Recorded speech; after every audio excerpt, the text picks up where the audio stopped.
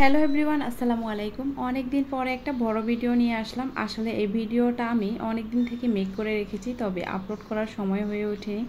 Edit করাও রাখা ছিল। আর এই ভিডিওটা মূলত বানানোর কারণ হচ্ছে অনেক আপুরাই আমাকে ফেসবুক, ইউটিউবে অনেক কমেন্টস করেছেন যে আপু আসলে এই পরোটাগুলি একটু বানিয়ে বেলে তারপর ভেজে দেখান, আসলে এগুলি কি সত্যিই বেলা যায় নাকি, এগুলি কেমন। তো তার জন্যই আজকের এই ভিডিওটা মেক করা। আশা করছি যাদের এত প্রশ্ন, সবার প্রশ্নের উত্তর আপনারা এই ভিডিও থেকেই পেয়ে যাবেন। তো আমার পরোটার ভাজগুলি কার কাছে কেমন লাগে অবশ্যই কমেন্ট সেকশানে জানাতে ভুলবেন না। আর আমার পেজের মধ্যে কিন্তু অনেক পরিমাণে অসংখ্য লেয়ারের লাচ্ছা পরোটা বলতে পারেন, অনেক ধরনের ডিজাইন দেওয়া আছে।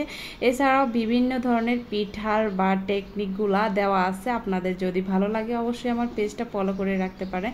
তো আমি এই টেকনিকে আজকের এই লাচ্ছা পরোটাটা বানিয়ে নিচ্ছি। এছাড়াও আরও অনেক ধরনের ডিজাইন আমার পেজে আপনারা পেয়ে যাবেন, অথবা লাচ্ছা পরোটার যে রিলস ভিডিও আছে এগুলোর যে প্লেলিস্ট, ওখানে অনেক ধরনের লাচ্ছা পরোটার ডিজাইন এবং পিঠার ডিজাইনগুলো পেয়ে যাবেন। অনেক আপুরাই আমাকে কমেন্টস করেন যে এগুলো ভুয়া, এই পরোটাগুলো নাকি বেলা যায় না। যাই হোক, ওই কমেন্টসগুলো কিন্তু আমার সিলেক্ট করা হয়নি। আমি চাইলেই কিন্তু আমার কিন্তু অনেক ভাইরাল ভিডিও আছে লাচ্ছা পরোটার আমার পেজে, আপনারা একটু খুঁজলেই দেখতে পারবেন, একটু ভিতরে ঘাটাঘাটি করলেই দেখতে পারবেন। আমার কিন্তু অসংখ্য মিলিয়ন ভিউজের লাচ্ছা পরোটার ভিডিও আছে। তো যাই হোক, ওগুলাতে কিন্তু অনেক কমেন্টস সিলেক্ট করা যেত, তবে আমার ওই সময় হয়ে ওঠেনি, তাই আর কমেন্টসগুলো তুলে ধরা হলো না। এই পরোটাগুলো সত্যি খেতে অসাধারণ। আমার বাচ্চারা ভীষণ পছন্দ করে। আর প্রায় কিন্তু সকালে আমার এই পরোটার সাথে শুধুমাত্র দুধ চা দিয়েই খাওয়া হয়। তো বাচ্চাদেরকে আবার ডিম পোস্ট করে দেওয়া হয়, তবে আমি শুধুমাত্র দুধ চা দিয়ে খেতে ভীষণ ভালোবাসি। খেতে অনেক মজার হয় আর এটা অনেক লেয়ারের হয়ে থাকে, খুবই মুচমুচে আর মজাদার। এই যে কিছুক্ষণ পরে আমি আপনাদেরকে ভেজে দেখাবো। এরপর আমি আপনাদেরকে একটু ভেজে দেখাচ্ছি যে ভেজে নেওয়ার পরে এই লাচ্ছা পরোটাগুলো কেমন হয়ে থাকে।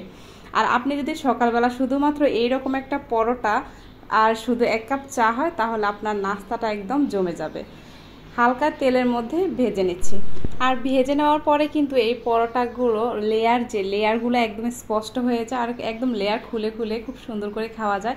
এতটা মুচমুচে আর নরম, মুখে দেওয়ার সাথে মিলিয়ে যায় এই পরোটা। যাই হোক, আশা করছি আজকের এই ভিডিও থেকে যাদের এসব ধরনের কমেন্টস প্রশ্ন ছিল তাদের উত্তরগুলো আপনারা পারফেক্টলি পেয়ে গেছেন। আর অবশ্যই এই পরোটাগুলো কিন্তু মাংস ভুনা বলেন, তারপর দুধ চা, ভাজি, যে কোনো কিছুর সাথে একদম জমে যায়।